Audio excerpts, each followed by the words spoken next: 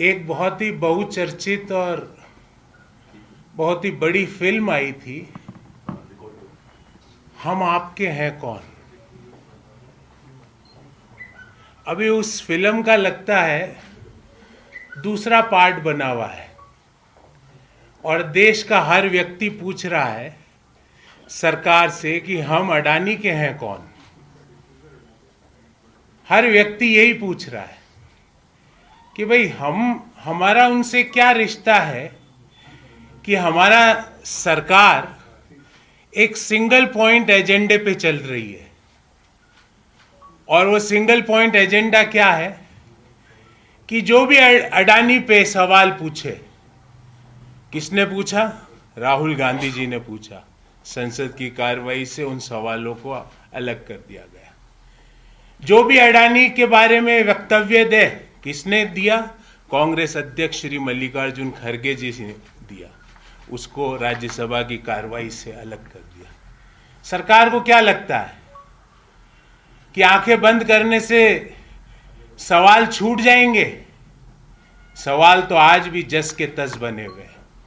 और ये आज की विशेष प्रेस वार्ता हम अडानी के हैं कौन सीरीज की प्रेस वार्ता है। एआईसीसी की ओर से देश भर के 23 शहरों में आज इस प्रेस वार्ता का आयोजन किया गया। और मैं आज आपके सामने जो तथ्य और आंकड़े लेके आया हूं, 2 बार तो जब मैंने निकाले तो मुझे भी विश्वास नहीं हुआ कि ऐसा भी हो सकता है क्या।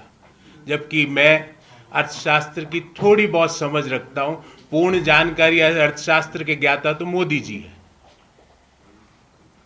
साथियों, हिंडनबर्ग रिपोर्ट आती है और वो कहती है कि शेल कंपनियों से, विदेशी शेल कंपनियों से अडानी ग्रुप को पैसा मिला।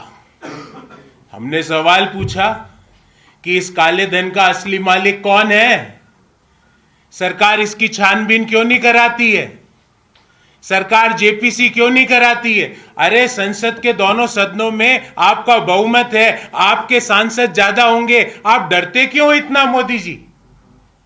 और आपके डर को मिटाने के लिए हमने भारत जोड़ो यात्रा करी। डरो मत, सत्यता के साथ खड़े रहो। आप जेपीसी से क्यों भाग रहे हो जब हिंडनबर्ग रिपोर्ट कह रही है कि टैक्स हेवन कंट्री से अडानी ग्रुप को पैसा मिला? उस पैसे का असली मालिक कौन है? विदेशी शेल कंपनियों से भारत आने वाले काले धन का असली मालिक कौन है? अरे बात तो आपने करी थी 15 लाख रुपए हर व्यक्ति के खाते में आ जाएंगे, पर सच्चाई यह है कि 2021 में 30,500 करोड़ रुपया और 14 साल का अधिकतम पैसा स्विस बैंकों में भारतीयों का जमा है। हमको कहा गया स्विस बैंकों से पैसा आएगा, हर व्यक्ति के खाते में 15 लाख जाएगा। और सच्चाई यह है कि स्विस बैंकों में जमा अपने 14 वर्ष के अधिकतम मूल्य पर है। तो जेपीसी से मोदी जी डरो मत। क्यों डर रहे हो और किसे बचाना चाहते हो? दूसरा, जब यह सब धोखाधड़ी हो रही थी, और मैं आपको आंकड़े दूंगा, तो भारत की जो securities and exchange board of India, जिसको हम सेबी कहते हैं, वो सेबी सो क्यों रही थी? किसके दबाव में सो रही थी? मैं आपको कुछ डाटा देता हूं। 24 जनवरी 2023 से लेके 15 फरवरी 2023 के बीच, मतलब 25 दिन के अंदर अडानी ग्रुप का 10.5 lakh crore, 10.5 lakh crore is equal to 10.5 trillion Adani group की मार्केट कैप में कमी आई। सेबी ने कोई जांच नहीं की। किसका पैसा डूबा? उन छोटे छोटे निवेशकों का पैसा डूबा जिन्होंने बढ़े हुए भाव में अडानी कंपनी के ग्रुप के शेयर खरीद लिए। उसके भाव आधे हो गए, सेबी खामोश बैठी हुई है। जब हमारे लोग, हमारे नेता, हमारे अध्यक्ष जेपीसी की मांग करते हैं तो उस मांग को संसद की कार्रवाई से हटा दिया जाता है। दूसरी बात, लाइफ इंश्योरेंस कॉरपोरेशन, जो खुद आज मार्केट में अपना इंश्योरेंस कराने के लिए घूम रही है कि भाई मेरा कोई इंश्योरेंस कर दो, क्योंकि उसकी हालत अडानी ग्रुप ने ये कर दी, और डाटा के साथ आपको बात करूंगा। 30 दिसंबर 2022 को 83,000 करोड़ रुपए का निवेश LIC का अडानी ग्रुप ऑफ कंपनी में था। कब था? 30 दिसंबर। 15 फरवरी अर्थात 1.5 महीने के अंदर 83,000 करोड़ हो गया 39,000 करोड़, मतलब 1.5 महीने में LIC के 44,000 करोड़ स्वाहा। कौन है LIC का मालिक? वो हर व्यक्ति है, वो हर छोटा छोटा सेविंग करने वाला आदमी है जो अपनी छोटी सेविंग LIC की पॉलिसीज में डालता है। 30 करोड़ पॉलिसी धारक है। उन 30 करोड़ पॉलिसी धारकों का 43,000 करोड़ रुपया अडानी ग्रुप में जो LIC ने निवेश किया था वो कमी हो गई। उसका उसका उसका उसका दोषी कौन है? मोदी जी और सेबी ये जांच से क्यों भाग रही है? और तो और अडानी ग्रुप ने जब FPO, जिसको हम कहते हैं फॉलो ऑन पब्लिक ऑफर, जब FPO इश्यू किया तो LIC ने 300 करोड़ उसमें इन्वेस्टमेंट का भी हामी भर दी।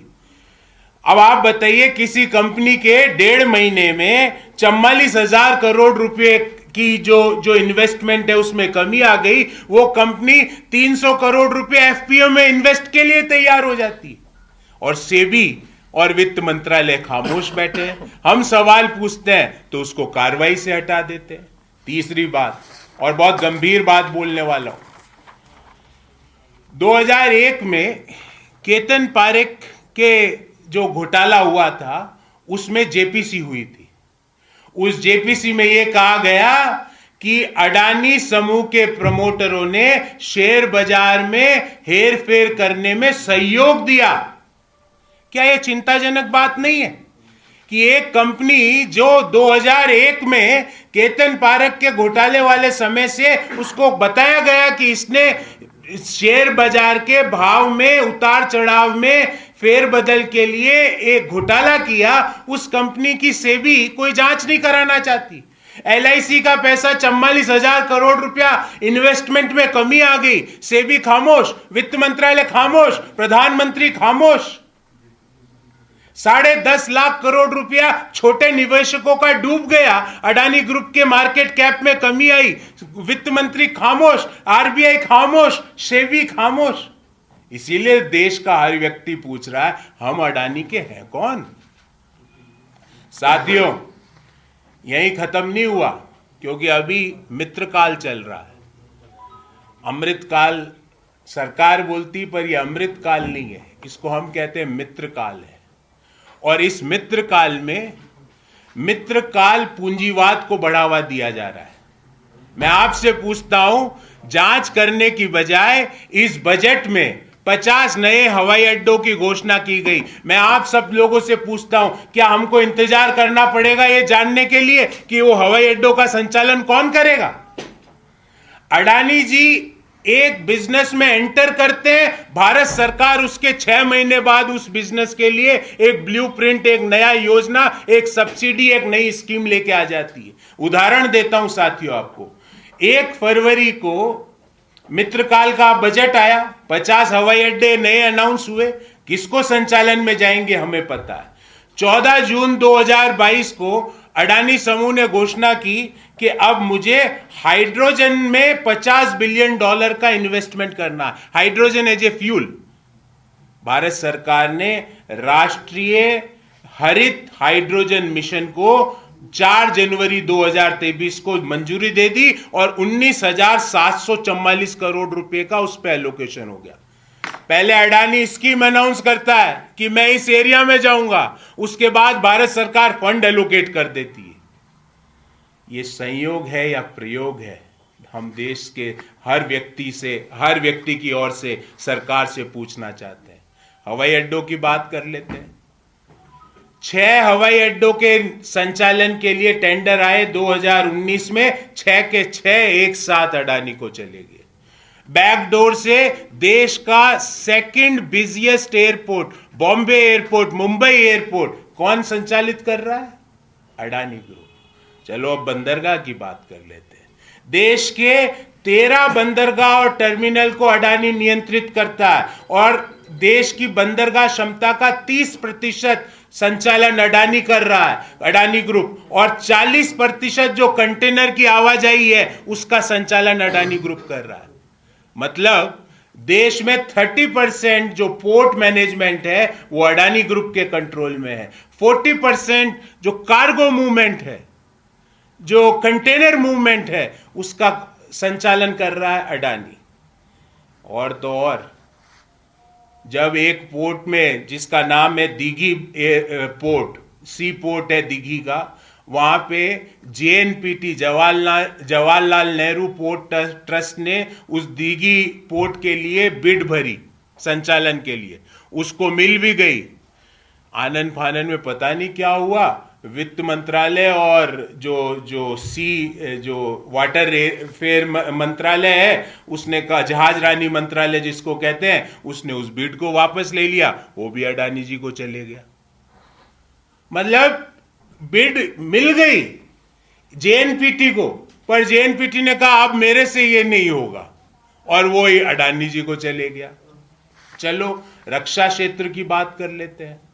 प्रधानमंत्री जी गए 4 से 6 जुलाई 2017 के बीच इजराइल, और जैसे ही वो गए, इजराइल से अडानी का एमओयू हो गया।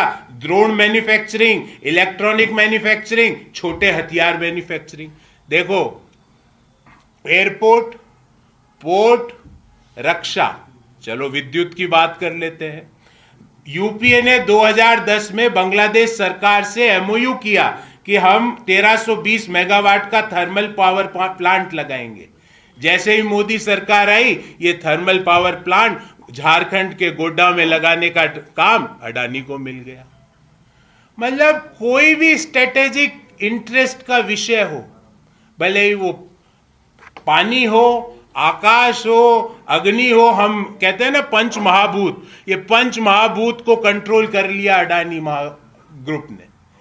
अब ये संयोग है कि प्रयोग है, और हम किसी व्यक्ति के 609वें स्थान से दूसरे स्थान के अमीर बनने के खिलाफ नहीं है, पर क्या हम देश के स्ट्रेटेजिक इश्यूज को, जिसमें रक्षा, जिसमें पोर्ट्स, जिसमें एयरपोर्ट्स, क्या उसका संचालन हम एक प्राइवेट ग्रुप को दे दें, और ऐसा प्राइवेट ग्रुप जिसको 2001 के चेतन पारिक घोटाले में सेबी ने पता लगाया कि इन्होंने शेयर बाजार में हेरफेर की?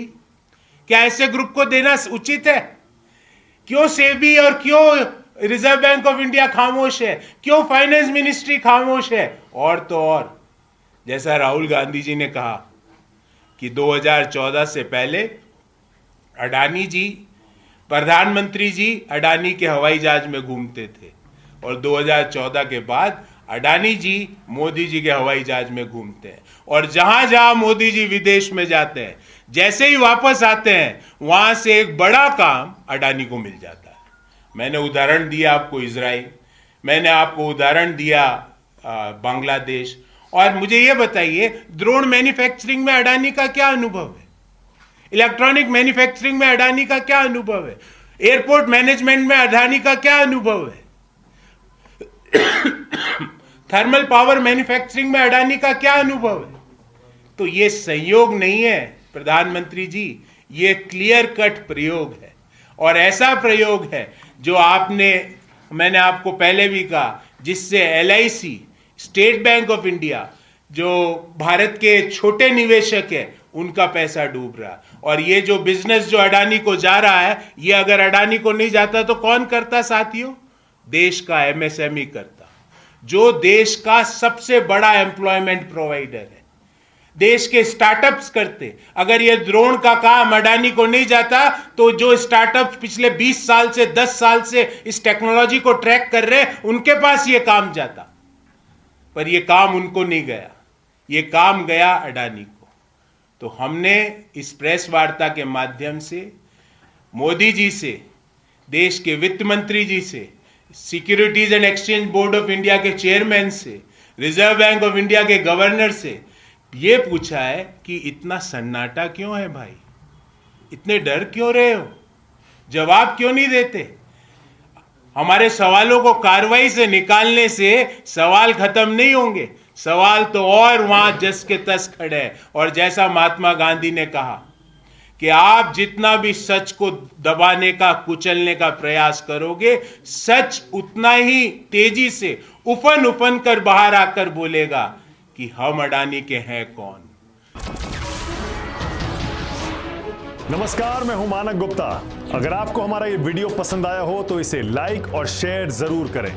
और हां, हमें सब्सक्राइब और फॉलो करना ना भूलें ताकि आप देश और दुनिया की कोई खबर मिस ना करें। तो जुड़े रहिए हमारे साथ और देखते रहिए न्यूज़ 24।